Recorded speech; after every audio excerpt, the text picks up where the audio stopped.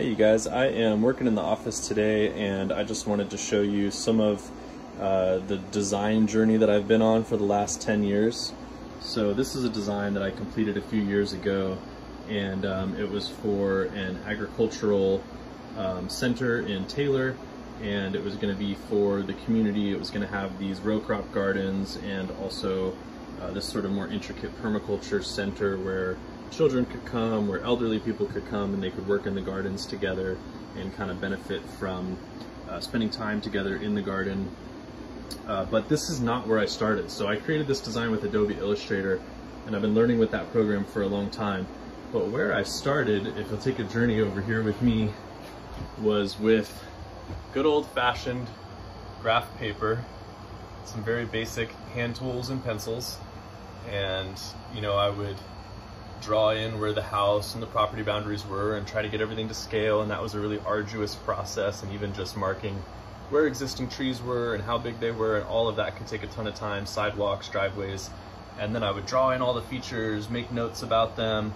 And the big problem with something like this, or even a design sketch that maybe is a little bit nicer looking, that's more of a farm scale design, or something like this, is that you can put all this time and energy into illustrating it and it's fun and therapeutic, but if you have to change anything, it can be really hard to do that, especially once you've added some color to it. So, but I still love having these designs from my very early years because it helps me see where I started, where I took it next, and I still love the hand-drawn look, and then where we sort of started to go from there with the digital design aspects.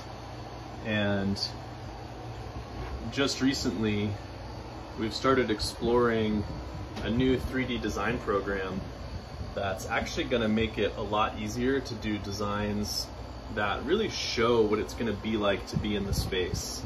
And that's going to help also when it comes to the builds. We're going to be able to, really see, when the builder sees the designer's vision, everything goes better. So it's going to help to create that connection between the client's goals and vision and their actual landscape, their actual buildings, their actual trees, and the designer's vision.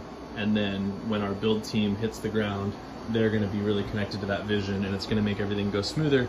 So I'm really excited about that. And then even one step further, eventually there's going to be like AR, VR interfaces so that we can actually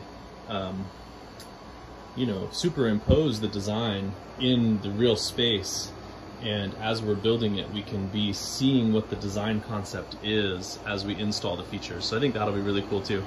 Anyway, thanks for following along and learning a little bit more about the design journey.